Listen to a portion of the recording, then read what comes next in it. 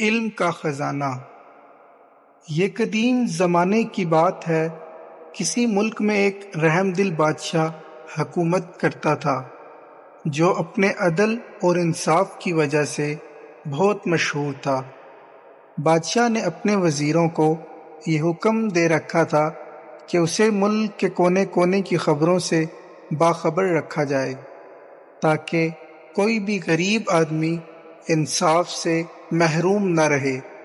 ایک دن بادشاہ کا ایک وزیر سمندر کے کنارے کسی کام سے اپنے قافلے کے ساتھ گزر رہا تھا۔ وزیر نے دیکھا کہ ایک بوڑھا آدمی سمندر کے کنارے کے ساتھ ساتھ دوڑ رہا ہے اور یہ کہتا ہوا گزر رہا ہے کہ میرا خزانہ سمندر کے اس پار ہے۔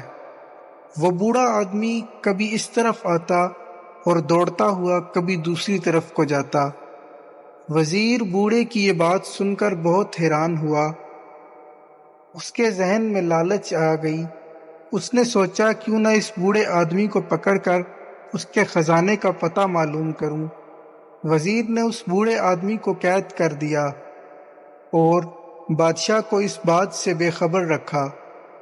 کئی دن گزرنے کے بعد بھی وزیر اس بوڑھے آدمی سے خزانے کا پتہ نہ پوچھ سکا۔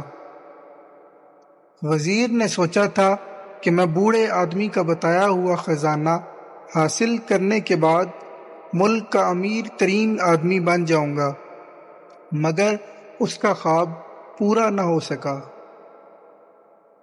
وزیر بوڑھے آدمی کو روز مارتا اور ایک ہی سوال پوچھتا کہ خزانہ کہاں ہے، خزانہ کہاں ہے، مگر بوڑھا ایک ہی جواب دیتا کہ میرا خزانہ سمندر کے اس پار ہے۔ وزیر بوڑھے کی روز ایک ہی بات سن کر تنگ آ چکا تھا۔ وہ سمجھ گیا کہ بوڑھے کے پاس کوئی خزانہ نہیں۔ اگر کوئی خزانہ ہوتا تو یہ پھٹے پرانے کپڑوں کے ساتھ سمندر کے کنارے زندگی بسر نہ کرتا۔ وزیر نے سوچا یہ تو مجھے کوئی پاگل یا دیوانہ لگتا ہے، کیوں نہ میں اپنے دل کی میل کو صاف کر کے یہ ساری باتیں بادشاہ سلامت کو بتاؤں۔ ہو سکتا ہے یہ بوڑھا آدمی بادشاہ کو ہی خزانے کا پتہ بتا دے یا بادشاہ اس کو پاگل سمجھ کر چھوڑ دے۔ وزیر نے یہ سارا معاملہ بادشاہ سلامت کو بتایا۔ بادشاہ نے اپنے خادموں سے کہا اس بوڑھے آدمی کو صاف ستھرے کپڑے پہنا دو اور کھانا کھلا کے میرے پاس لے آؤ۔ پھر بادشاہ نے کہا بابا جی آپ کا خزانہ کہاں ہے؟ بوڑھے آدمی نے پھر وہی جواب دیا کہ میرا خزانہ سمندر کے اس پار ہے۔ بادشاہ نے وزیر کو حکم دیا کہ بوڑھا آدمی جہاں کہتا ہے اسے وہاں لے جاؤ۔ وزیر نے سفر کی تیاری شروع کر دی۔ اگلے دن صبح سویرے گھوڑے تیز رفتاری سے دوڑتے چلے جا رہے تھے۔ پھر مختلف راستوں سے گزرنے کے بعد ایک جگہ زمین نرم ہونے کی وجہ بادشاہ کے وزیر کا گھوڑا زمین میں پھنستا چلا گیا۔ مجبوراً قافلے کو رات وہیں قیام کرنا پڑا۔ پھر اگلی صبح ہوتے ہی وہ اپنی منزل کی طرف چل پڑے۔ سفر کئی دنوں تک جاری رہا۔ جنگلوں سے نکل کر قافلے نے پہاڑوں کا رخ کیا، پھر سمندر پار کیا تو ایک تنگ سی پہاڑی راستے سے گزر کر قافلہ وہاں پہنچا، اس لیے گھوڑوں کو باہر رکنا پڑا۔ پھر بوڑھا آدمی خوشی سے سب کو چھوڑ کر ایک غار کے اندر چلا گیا جہاں اس نے اپنا خزانہ دبایا ہوا تھا۔ غار کے اندر جا کر بوڑھے آدمی نے قافلے والوں کو آواز دی آ جاؤ میرے ساتھیوں، خزانہ مل گیا ہے۔ جب غار کے اندر آ کر قافلے والوں نے پھٹی پرانی ڈھیر ساری کتابوں کو دیکھا تو وہ حیران ہو گئے۔ اس بوڑھے آدمی کا یہ خزانہ ہے؟ قافلے والوں نے آپس میں بات کی، مگر قافلے والے اور کر بھی کیا سکتے تھے۔